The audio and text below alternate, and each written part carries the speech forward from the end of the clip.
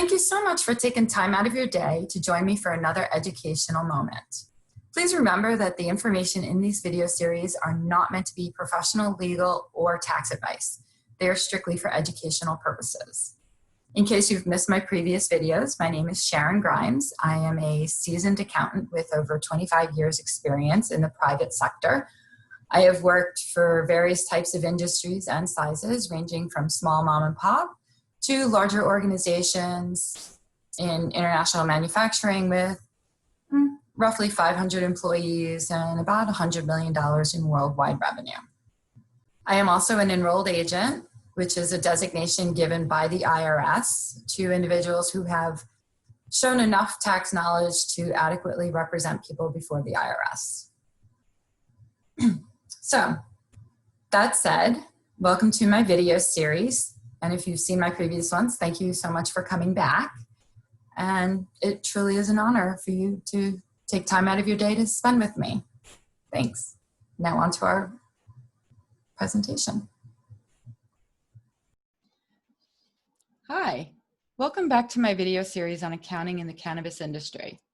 As you may recall from my first video, accrual accounting is essential to reduce the impact of Internal Revenue Code Section 280E. But there are some other general concepts that need to be understood prior to digging into the details of accrual accounting. In this video, I will be discussing the difference between accrual and cash accounting in further detail, briefly cover where Internal Revenue Code Section 471 makes it clear that accrual accounting is necessary, what debits and credits are, and then I will go over some examples of the way transactions get recorded using both the cash and the accrual methods. The basic difference between the cash and the accrual methods of accounting is the timing of when transactions are recorded. In a cash-based system, transactions are recorded when the cash is either received or dispersed. In accrual accounting, the transactions are recorded when the economic activity takes place rather than when cash is exchanged. This will become clear in later slides. So why is accrual accounting necessary to follow? It has to do with Internal Revenue Code Section 471, which outlines the allowable methods and types of expenses that may be capitalized into your inventory and then expensed into your cost of goods sold. Internal Revenue Code Section 471 states that when valuing inventory, it must clearly reflect the taxpayer's method of accounting for its normal reporting process. This means that you may not use the cash method of accounting for your internal records and then try to use the accrual method for your taxes.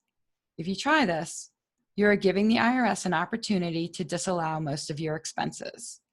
So it is best to just start doing the accounting properly from the beginning rather than trying to pay an accountant at year end to reconstruct this information. In video 2, I covered the accounting equation. Let's take a quick look at that again to keep it fresh in your mind because it is so important to understand in order to follow the concepts I will be discussing. If you remember, assets equals liability plus equity. Let's quick go over what equity is. Equity equals paid-in capital plus retained earnings plus net income. Paid-in capital is money, property, or equipment that the owners of the company have invested into the company. Retained earnings is simply the cumulative total of all prior year net income, less dividends issued or owners' distributions. And then net income, if you remember, is simply revenue less expenses. Now let's go back to the chart of accounts. Remember what they were? The set of accounts that holds the balances of all transactions that take place in your organization. Well, now we're going to discuss the process of how that happens.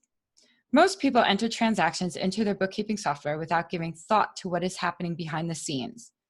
Well, we're going to take a little peek behind the curtain. Every transaction that is entered into your bookkeeping system creates what is known as a journal entry. A journal entry is simply a way of recording transactions where at least 2 separate accounts from your chart of accounts are affected. And one account will receive a debit, the other will receive a credit.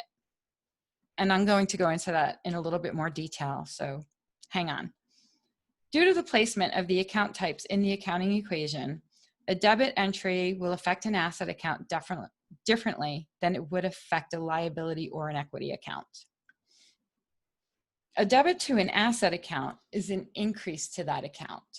So for example, if you were to deposit cash into your bank, that would be considered a debit into your cash account.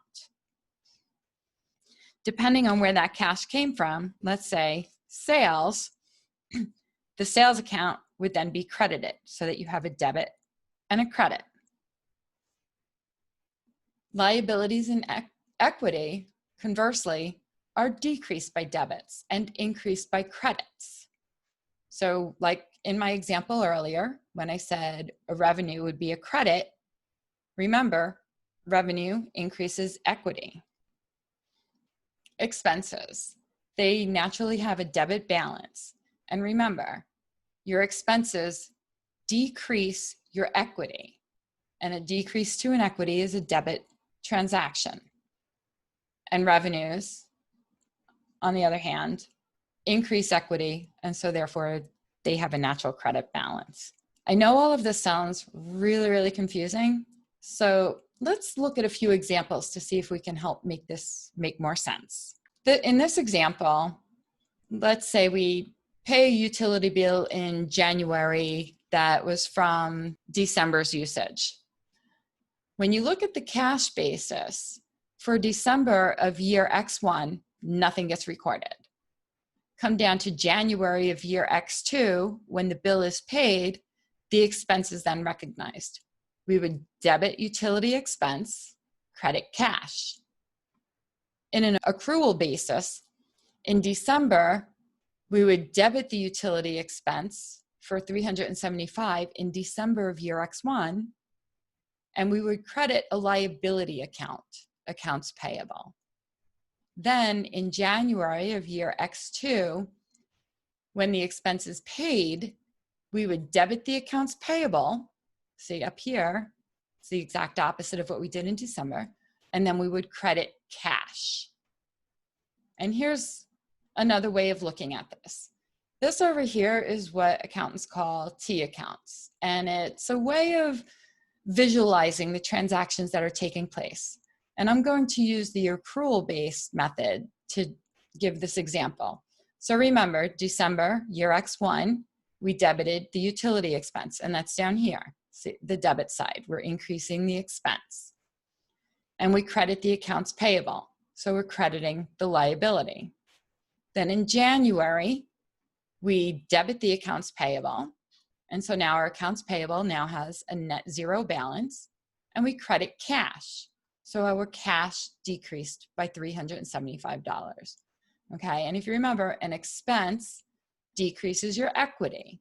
So we have a net zero transaction. So come over here and take a look, right? You have your assets, which is your cash, decreased by 375, equals liabilities plus equity. So in this case, the revenue and expense affects the equity, and we have a minus 375. So minus 375 equals minus 375. Another example, we pay our insurance bill in December of year X1 to cover the calendar year of January through December of year X2. In the cash basis world, you would, in December, debit your insurance expense for $1,200 and credit your cash. In January through November of year X2, there would be no entries. In the accrual world, in December of X1, you would debit an asset called prepaid insurance, and you would credit an asset called cash for $1,200. They both hit the same side of the equation, a plus and a minus. Then in January of year X2, you would debit insurance expense because now you have used 1/12 of this insurance premium, and you would credit the asset prepaid insurance because no cash went anywhere. In February and March, April, May, all the way through December of year X2, you would continue to make these same entries each month. Let's look at it in the T accounts. So December of X1, we debit prepaid insurance we credit cash. January, we debit insurance expense, which is down here, for $100, and we credit prepaid insurance. And then in February, we do the same thing. So as you can see, we have a minus 1,200 and a positive 200, so that's 1,000, and over here's 1,000. If you look down here at the equation, right, assets equals liabilities plus equity. So you have cash minus 1,200 plus prepaid insurance. So your assets have a net decrease of $200. Over in your equity, remember revenues and expenses affect your equity. You have your minus 200. So minus 200 equals minus 200. Example 3. You have a biweekly payroll, and this gets a little bit more confusing. Let's say your biweekly payroll is $40,000. You have a pay date of Friday, January 10th, and a pay period end date of January 3rd.